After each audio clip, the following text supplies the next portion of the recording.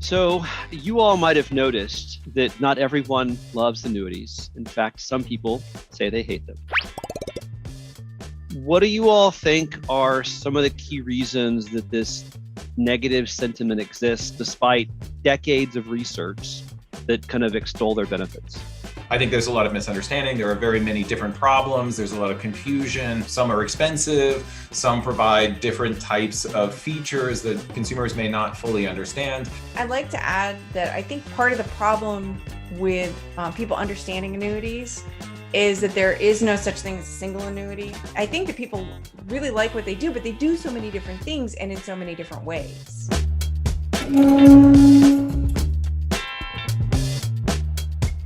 People actually really like annuities and they like what they do for them.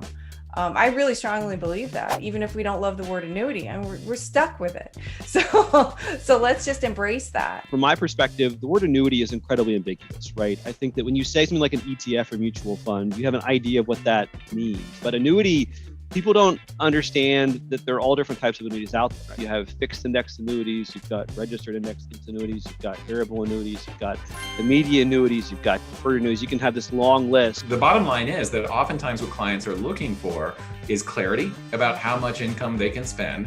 They want a certain amount of security when it comes to the volatility of that spending over time. They don't want to fear potentially running out, and they might want a certain amount of asset preservation. So they might want some of the features that annuity products can provide that provide downside protection on their retirement portfolio.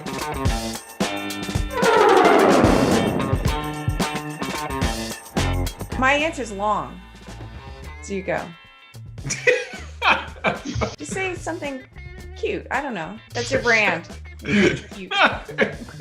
The purpose of insurance is to provide a better outcome when things go south. The whole goal of life is not necessarily wealth maximization. The whole goal of life is to live better. Any economist would tell you that it's efficient to get rid of an idiosyncratic risk. You build a diversified portfolio instead of putting all your money in one stock to get rid of that idiosyncratic risk. Why not do the same thing with your retirement portfolio? There are so many different solutions available through annuities and so many different structures, ways of providing some kind of value to the client. And then what that exactly is varies quite a bit.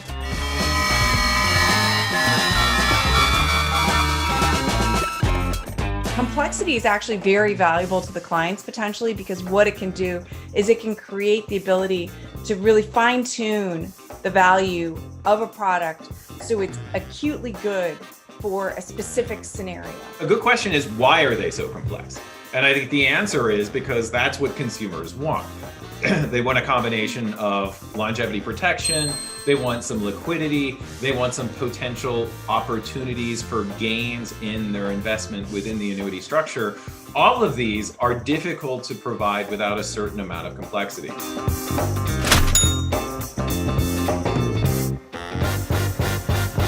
We've done some research on annuity pricing and have found that for simple products where you're simply buying lifetime income, the expenses are very low. First and foremost, everybody gets paid for the stuff that they do, right? And people get paid differently, right? And that's even true for annuities, right? But in the insurance companies that operate these things, they have all kinds of internal expenses, and they're putting money on the line, actually quite a bit of money on the line behind these products.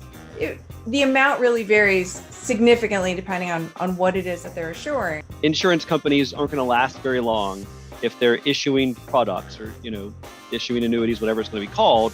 They lose money on average. But it's funny, I have life insurance and I don't get angry because I didn't die last year. I have disability insurance, it's cool that I'm still fully functioning for the most part.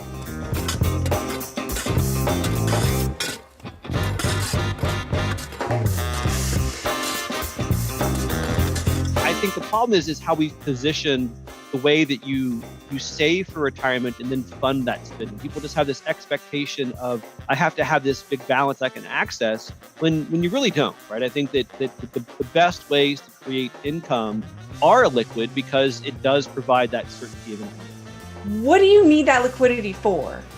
And if that's part of the deal, if that's part of the exchange, and you're saying, I'm handing over liquidity to you, insurance company, so you know that you're managing this and I'm never going to get my money back, then they're able to do more and give you more.